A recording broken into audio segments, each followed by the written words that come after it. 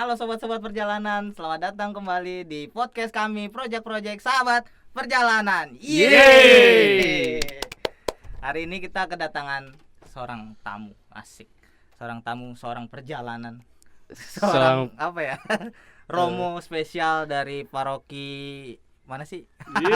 Iya, Paroki Ciputat. Oh iya, masih Ciputat ya. Paroki Ciputat Santo Nikodemus. Selamat datang kepada Romo Patrick. Patrick. Terima kasih, Brat. Ini Romo yang bukan sembarang Romo, Oh, iya. ini Romo pengelana, asik. Romo peziarah, Romo apa lagi mau? Suka jalan-jalan Apa? Sebenarnya kalau mau peziarah emang kalian taunya dari mana itu kok peziarah kayak gitu? Nah, ini Oh, jadi ditampilin.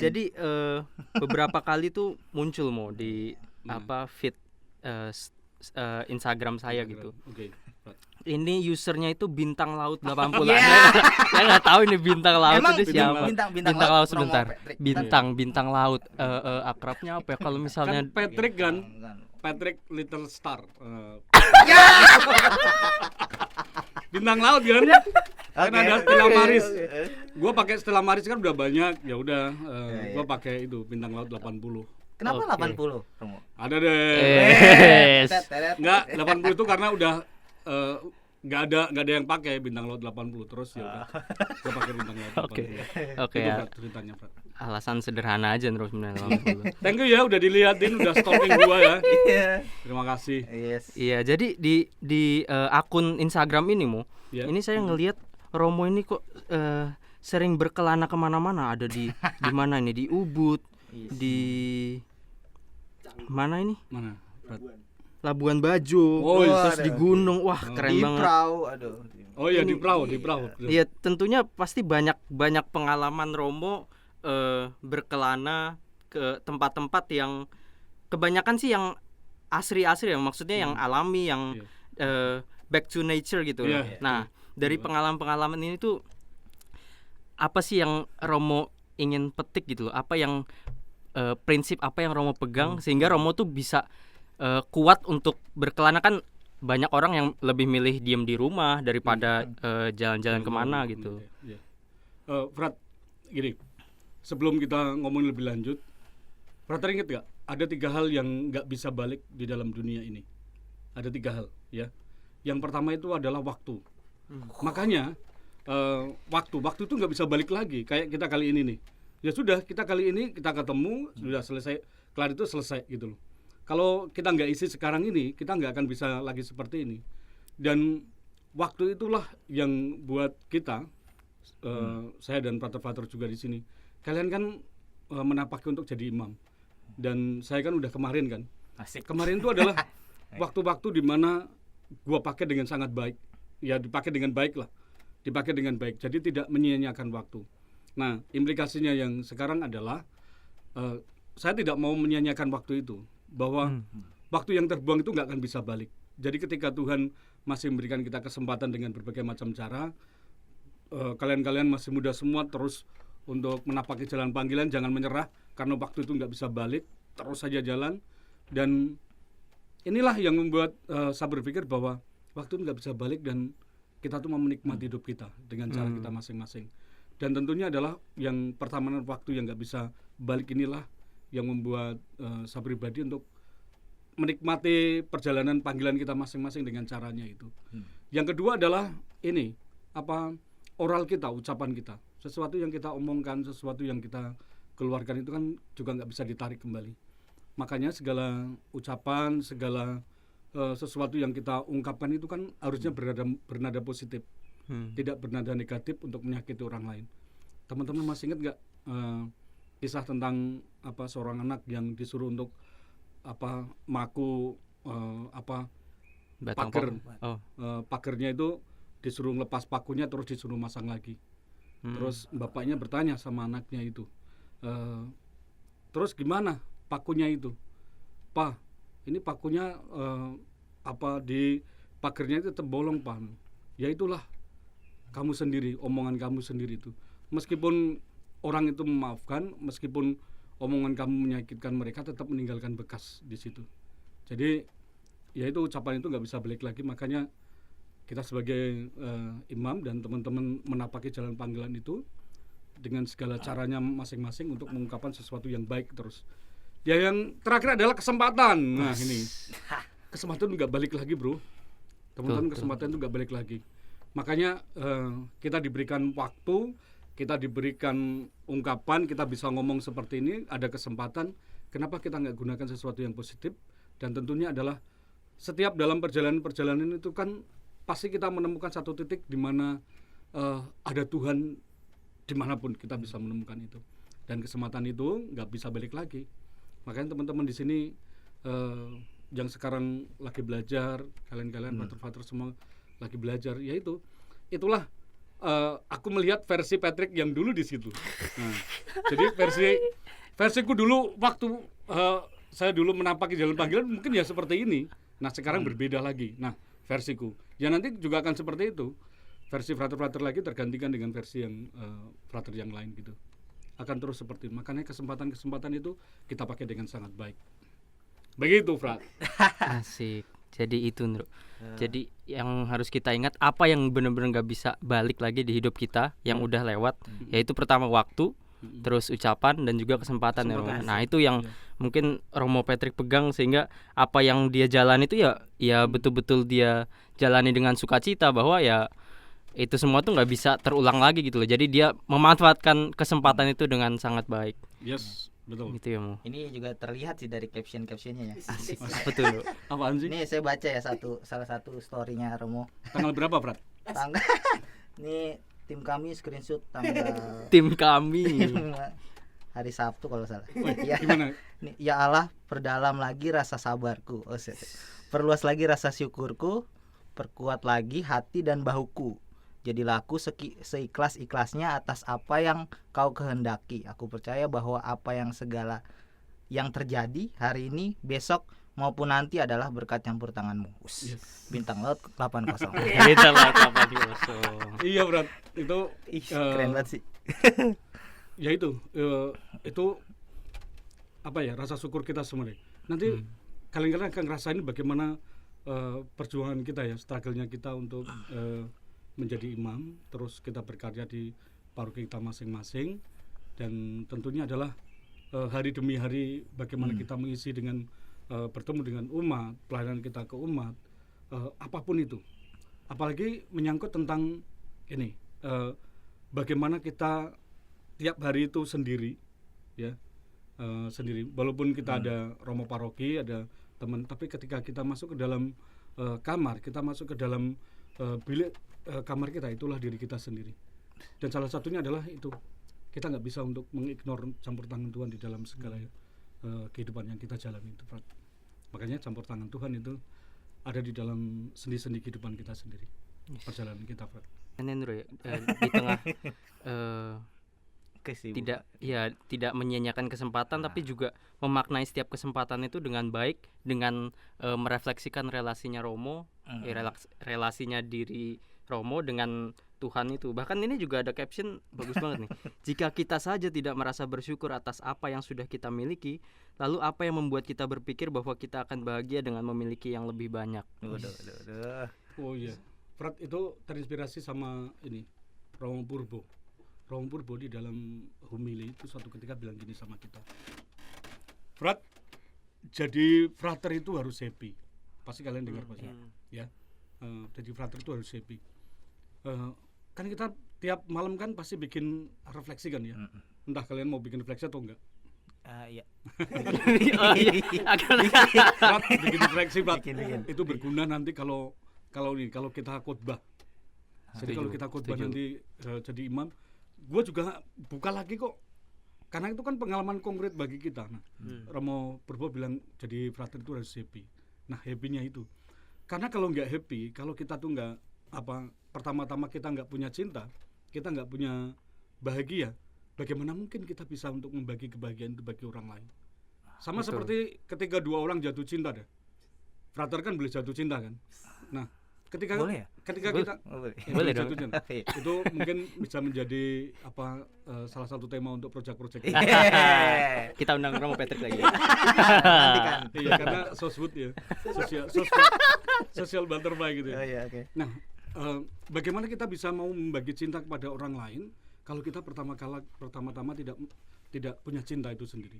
Makanya dua orang, laki-laki dan perempuan, mereka yang mau hidup berpasangan, salah satunya adalah memang harus memiliki cinta itu, memiliki kebahagiaan itu, untuk membagi kebahagiaan itu bersama dengan orang lain itu.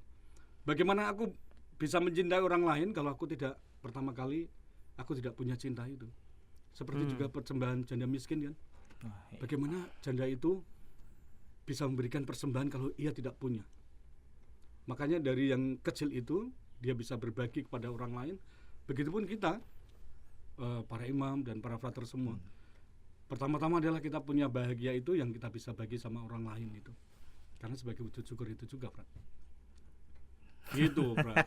Oke. Iya. Ya, ini contoh gaya hidup yang dihidupi oleh Romo Patrick. Ini suatu contoh yang sangat positif ya, di kala Romo Patrick nggak mau menyia-nyiakan waktu dan kesempatannya, dia menggunakan hal itu dengan yang baik. Nah, tapi kita juga nggak bisa menutup kemungkinan menutup mata terhadap fakta bahwa juga banyak orang yang salah mengartikan itu, Romo. Jadi ya mereka menghabiskan waktunya dengan gaya-gaya hidup yang banyak orang menganggapnya negatif, dan ya memang itu sesuatu yang mungkin menjadi polemik juga ya.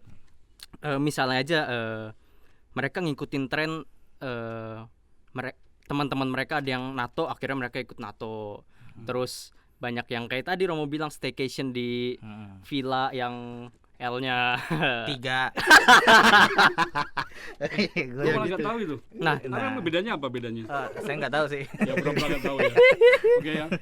Iya, jadi ya itu ketika ada ya itu tadi yang Romo bilang, ada 3 hal yang nggak bisa balik lagi, itu menjadi alasan bagi teman-teman yang melakukan gaya hidup yang mungkin dianggap negatif ini, dibilang ya udahlah, waktu cuma hidup sekali gitu loh, kesempatan juga gak bakal datang lagi, udah kita pakai senang-senang aja gitu. Nah, itu yang mungkin dianggap melenceng juga ya. Nah, menurut Romo nih ya, bagaimana pandangan, ya pertama-tama secara manusiawi ya tentunya, bagaimana pandangan Romo terkait fenomena seperti ini, dan juga apa tanggapan gereja yang melihat fakta-fakta fenomena seperti ini. Wih, banyak banget ya, Prat, pertanyaan. Prat, gini, misal ya, coba tengok teman-teman semua, kalian kan kita udah pernah, bukan pernah, sering naik gunung lah. Terakhir ya kita ke Perahu, padahal kita tuh mau tanggal 26 sampai dengan tanggal 26, 27, 28, 29 tuh mau ke Merbabu September ini. Ternyata kita telepon ke sana, wah Mas nggak bisa Mas, di sini kemarau basah. Jadi saya dengan beberapa OMK cancel untuk kesananya. Nah, pengalaman kita untuk naik gunung, pengalaman kita untuk healing, pengalaman kita untuk staycation dan lain sebagainya itu, kita bisa katakan bisa ya dan tidak untuk kita maknai dengan baik. Kita maknai dengan baik, ya aku maknai dengan baik kalau dalam perjalanan itu adalah rasa syukur kita, kebersamaan dengan teman-teman, dan kebersamaan kita dengan alam, kebersamaan kita dengan Tuhan, itulah yang dimaknai. Tetapi kalau kita bicara tentang saya tidak mendapatkan apa-apa, perjalanan itu ya sudah, badan kita kosong aja untuk menjalani perjalanan itu. Tergantung dari kitanya, bisa ya dan tidak. Pun di dalam keputusan kita apa tadi tentang tato ya, tentang gaya hidup. Sebenarnya bukan masalah gaya hidupnya itu jelek, buruk, atau itu baik. Kita nggak bisa katakan bahwa gaya hidup itu jelek atau baik atau buruk. Kita lihat dulu, kan tato kan pasti masing-masing daerah mempunyai beragam sendiri. Ada udah belajar kan relativisme kultural, bahwa masing-masing daerah itu berbeda. Ya, budayanya. Misal kalau kan saya kan pernah di Kalimantan kan. Nah, Kalimantan kan mereka pakai tato seperti itu. Ya wajar seperti itu kalau di sana. Kalau di tempat kita ya pada umumnya melihat tato itu dulu bilangnya adalah tato is criminal symbol. Nah, seperti itu. Tapi dibalik lagi, tato is not criminal symbol, bukan simbol dari tindakan-tindakan kriminal gitu. Tapi kalau kita lihat lagi di dalam perjanjian lama, tato-tato itu adalah karena dipakai oleh para pemuja-pemuja berhala dan orang-orang Israel pada waktu itu, yang mereka memuja berhala. Makanya Allah mengutuk mereka. Tetapi lambat laun kesini kan teman-teman bisa lihat kan, begitu gencarnya orang memakai tato dan begitu banyaknya teman-teman lihat gitu ya, orang yang memakai tato dengan versinya masing-masing. Tetapi kita wajar kalau kita bisa lihat itu, karena di dalam Imamat bab 19 ayat 28 itu dikatakan seperti ini. Janganlah kamu menggoresi tubuhmu karena orang mati, dan janganlah merajah tanda-tanda pada kulitmu. Akulah Tuhan. Di Imamat bab 19 ayat 28. Tetapi kita juga bisa lihat di dalam 1 Korintus bab 6 ayat 19 ini. Nah, inilah prinsipnya yang masih harus kita lihat, Bro, tentang tato itu. Jadi harus lihat begini. Aku tidak tahukah kamu bahwa tubuhmu adalah bait Roh Kudus yang diam di dalam kamu. Roh Kudus yang kamu peroleh dari Allah, dan bahwa kamu bukan milik kamu sendiri. Inilah yang masih harus dilihat, bahwa sebenarnya prinsip yang utama itu yang harus pegang adalah karena tubuh kita adalah bait Allah, maka kita harus memperlakukannya dengan layak. Artinya apa? Artinya bahwa kebijaksanaan dan hikmat kita. Jadi kalau kita bicara Romo, kalau tato itu boleh atau enggak? Tato itu menurut kalian apa ya? Kalau kita sendiri ya, mau buat untuk apa sih? Untuk gagah-gagahan. Romo ngikutin tren. Romo supaya bisa dilihat orang. Terus Romo agar tubuh kita ini ya ini apa namanya, orang lain bisa melihat kita dengan banyak tato, jadi kelihatan keren. Banyak orang yang bisa beranggapan macam-macam. Tetapi kalau kita lihat prinsip yang kita pegang itu adalah tubuh kita adalah bait Allah, maka kita harus memperlakukannya dengan layak.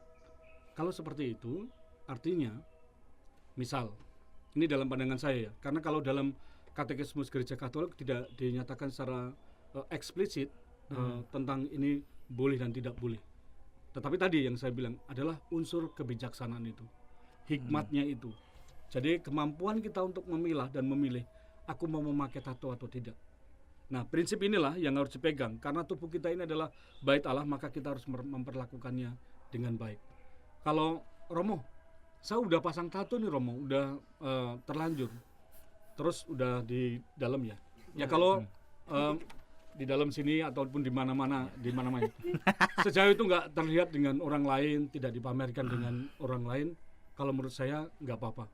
Tetapi ketika kita bicara tentang tato lagi itu, kita udah full segini, terus bisa dilihat dengan yang lain, karena untuk pamer, untuk flexing. Nah, untuk flexing itu berarti udah ingin kita untuk dilihat orang.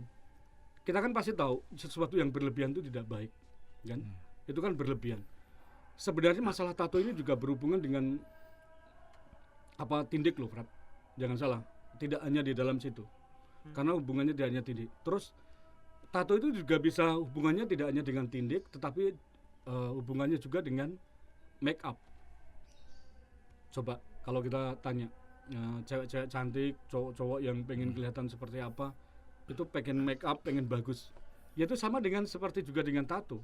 Itu kan membuat kita untuk supaya lebih bagus. Make up itu kalau dilihat itu kan juga memakai dengan apa alat-alat yang lain kan, supaya kelihatan cantik, kelihatan rapi. Termasuk dengan potong rambut juga seperti ini, supaya kita juga terlihat lebih bagus, lebih rapi dan lain sebagainya. Jadi kalau tato itu keputusannya adalah kalau kita ini sudah melihat bahwa tubuh kita ini adalah bait Allah, maka kita harus memperlakukan dengan baik. Ya, alangkah baiknya untuk tidak, teman-teman semua kalau mau pasang ya tidak usah untuk aplikasikannya di dalam tubuh kita. Yang terpenting adalah bagaimana pertobatan itu di dalam hati kita. Bagaimana yang pertama-tama hati kita. Karena yang pertama kali memateraikan dan tanda itu adalah Allah sendiri yang sudah memberikan kita lewat sakramen pembaptisan dan penguatan. Dan itu yang lebih penting. Baru tanda-tanda luar itulah yang mengikuti kita. Itu berat. Jadi kalau ditanya Romo boleh nggak tergantung dari kebijaksanaan kita masing-masing. Kita udah tahu bahwa tubuh kita ini adalah bait Allah, kita memperlakukannya dengan baik. Jadi kebijaksanaan dari masing-masing pribadi untuk menggunakannya itu. Oh, berarti pada akhirnya kembali lagi ke kita gitu ya. Iya, betul, Pak. Bagaimana kita kebijaksanaan kita menjaga tubuh sebagai bait Allah itu. Betul. Iya. Berarti begitu juga sama dengan apa ya? Tren berikutnya apa? Seks bebas gitu misalnya. Apa? Bagaimana itu juga? Oh, seks bebas. Emang Atau- seks bebas itu bahasa lainnya apa? Oh. Bahasa Apa ya? lainnya. Free sex, Oke. iya. Free sex terus apa lagi? Apa lagi, Bro? seks Seks pranikah. Seks Iya. pranikah. Apa sih yang Frater ketahui tentang seks? Tanya yang Oke. ayo Frater Indra. Ada Ini berani tentang- belum Ini tentang lifestyle ya, tentang lifestyle Iya. yang sekarang ya. Teman-teman, bagus banget ini kalau pertanyaan tentang free sex ini. Kita ini kan apa namanya, hidup selibat. Kita teman-teman juga nggak pacaran, terus kita pun sampai dengan nanti mati pun juga kita sendiri gitu. Pertama-tama masih harus dilihat, Prat. Pertama adalah tentang seks itu sendiri. Ini juga penting bagi frater-frater untuk nyelipin ini nanti kalau misalkan entah anak SD, entah SMP, SMA, apalagi di kuliah. Masukin tentang satu ini. Seks itu ada singkatannya loh, Frat, itu adalah Sacred Energy Exchange. Pertukaran energi suci loh, Frat. Pertukaran energi suci. Sacred Energy Exchange. Nah, namanya pertukaran energi suci, orang-orang atau mereka-mereka yang melakukan seks pranikah itu, mereka itu tidak hanya bertukar tentang air, bertukar tentang air maupun DNA, tetapi mereka ini bertukar secara energi. Karena masing-masing dari pria wanita itu adalah energi, makanya Sacred Energy Exchange. Tidak hanya berhenti di situ, tidak hanya bertukar air dan DNA, tetapi juga pasangan itu adalah mengadopsi seluruh kehidupan orang itu. Dan ketika orang memutuskan, anak-anak atau orang-orang dewasa memutuskan untuk melakukan hubungan seks pranikah itu, artinya mereka berkomitmen untuk mengadopsi segala hal tentang kecemasan, tentang kecemburuan, tentang hidup dan lain sebagainya. Kalau orang sudah melakukan seperti itu, mengadopsi hidup masing-masing dari orang ke orang, dari dua pasangan itu, teman-teman pasti tahu bagaimana kalau ada entah cowok entah cewek yang sudah seperti itu, belum menikah, ada yang gantung diri, ada yang bunuh diri, ada yang mungkin mereka bisa menjadi gila dan lain sebagainya. Karena sampai titik seperti itu, dan itu nggak disadari oleh anak-anak remaja, oleh semuanya itu. Karena perkawinan yang sah itu adalah perkawinan yang memang sah di dalam, kalau tempat kita di dalam gereja Katolik, dan mereka ini antara pasangan satu laki-laki dan satu perempuan, loh, Rat, ya. Karena awal mula itu adalah Tuhan menciptakan Adam dan Hawa, ya, itu dipahami, bukan Adam dan Bambang. Jadi nggak boleh. Setio. Jadi, ya, Setio. Adam dan Setio. Jadi memang di situ. Jadi ada sampai kapanpun ya gereja tetap melihat bahwa perkawinan itu adalah perkawinan antara laki-laki dan perempuan, dan itu disahkan di dalam gereja. Orang-orang yang memutuskan untuk seks pranikah itu, artinya dia berani untuk mengadopsi, untuk mengambil bagian bagi orang lain itu. Makanya itu tidak baik. Namanya seks itu harus dilakukan oleh dua orang yang memang dua-duanya ingin sehidup semati di situ. Karena adalah mereka akan sehidup semati dalam hal spiritual dan hal tentang kehidupan mereka, mengadopsi masing-masing. Makanya di gereja kita, di gereja Katolik, efek atau konsekuensi dari perkawinan Katolik itu adalah satu, untuk selamanya monogami dan tidak terceraikan. Karena pada dasarnya adalah mempercayai bahwa seks itu adalah pertukaran energi suci itu, dan itu tidak main-main. Karena ketika kalian orang-orang memutuskan untuk melakukan seks pranikah itu, mesti harus dilihat dengan berbagai macam caranya.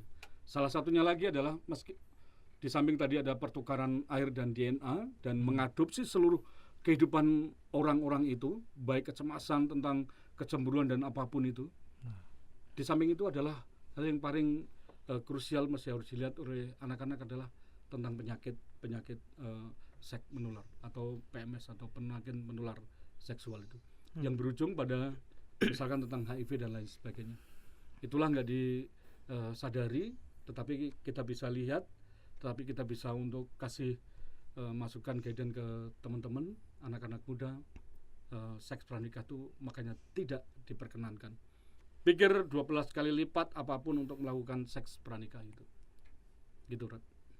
Oke. Iya. Gimana? Ini sangat padat ya, Ndro. Kita mulai dari Instagram seorang Romo yang jalan-jalan, tiba-tiba kita bisa masuk ke Oh iya ya. topik ini ya. Topik tentang seks pranikah. Iya, Romo. Beberapa hal yang saya tangkap dari pembicaraan ini ya. Yang pertama-tama itu tadi ya, kita harus menyadari bahwa ada beberapa hal yang nggak bisa kita ambil lagi ketika itu sudah lewat dalam hidup, yaitu tadi waktu, ucapan, dan kesempatan. Ya itu saya jadi teringat sama lagu ini ya. Hidup ini adalah keren, kesempatan. waktu Beda dong. Hidup ini adalah kesempatan. Nah, tetapi ketika kita sudah menyadari itu, kita juga nggak bisa lupa yang tadi Romo Patrick bilang bahwa ya tubuh kita ini adalah Suci. ya suci, Baiklah. bait Allah. Tubuh kita ada bait Allah. Maka ketika kita menyadari tubuh kita adalah bait Allah, kita juga menggunakan tubuh kita sebaik mungkin, seluhur mungkin, sehingga apa yang tadi Romo Patrick bilang, waktu, ucapan, dan kesempatan itu tidak terbuang sia-sia dengan hal-hal yang negatif. Begitu. Iya. Gimana itu? Gimana, Bro? Kayak menarik tadi ya. Ada dua topik-topik yang menarik. Mungkin terakhir ya, pertanyaan terakhir untuk Romo, bagaimana minta saran Romo untuk teman-teman kita, kesan pesan lah bagaimana mereka menghidupi kehidupannya, terus dengan tren-tren yang ada ini, mungkin Romo punya pesan-pesan. Oh, pesan-pesan. Iya. Buat siapa nih? Buat kita semua, buat iya. para ini ya. Ya. Buat semuanya ya. Teman-teman semua, para frater dan para ini penonton dari project-project ini. Asik. Teman-teman, hidup itu berharga banget. Hidup kita tuh berharga, dan hidup kita tuh udah pertama-tama udah Tuhan udah memberkati kita dengan caranya masing-masing. Kita memang punya salib yang berbeda-beda. Saya punya salib yang berbeda, frater-frater punya salib yang berbeda. Teman-teman remaja, teman-teman UMK, Bapak Ibu, anak-anak semua punya salib yang berbeda. Tapi coba tengok bahwa sampai dengan saat ini, saya dan kita semua, teman-teman semua, kita masih diberikan kesempatan. Kita masih diberikan waktu, kita masih diberikan cara kita untuk mengungkapkan sesuatu dengan baik. Gunakan itu dengan baik, gunakan itu dengan bijak. Dan teman-teman jangan membandingkan apa yang teman-teman punya saat ini dengan apa yang dimiliki oleh teman-teman yang lain. Masing-masing pribadi punya waktunya masing-masing. Masing-masing pribadi punya talentanya masing-masing. Semuanya tidak sama. Jangan insecure. Lakukan waktu yang terbaik ini untuk teman-teman semua, untuk berguna bagi orang lain. Saatnya kita tidak hanya memikirkan diri sendiri, tetapi adalah kita bisa untuk berguna bagi orang lain apapun yang kita perbuat di dalam hidup kita. Jangan patah semangat. Dan kalau teman-teman ini, kita semua teman-teman yang saat ini bingung, mungkin dalam pekerjaan, dalam kuliah, atau mungkin dalam sekolah, bingung, wah hidup ini sepertinya tidak menentu, nggak punya jalan arah. Nah, baiknya teman-teman temui Romo. Siapa tahu itu panggilan dari hidup, menjadi bagian dari menjadi frater, menjadi imam, biarawati. Siapa tahu. Terus jawab panggilan itu, jangan dipatahkan. Selalu gunakan kesempatan demi kesempatan, ucapan yang kita punya dan waktu yang kita punya itu untuk memuliakan Tuhan. Karena hidup kita pertama kali berharga dikasih Tuhan, dan kita akan kembali kepada Tuhan untuk kembali ke Sang Pencipta. Begitu, Brat. Quote of the day. Oke. Ini rasanya udah sebagai kalimat penutup yang sangat spektakuler. Yeah. Dan juga rasanya juga kita cukupkan sampai sini ya, Romo. Mungkin banyak hal yang masih kita ingin bicarakan.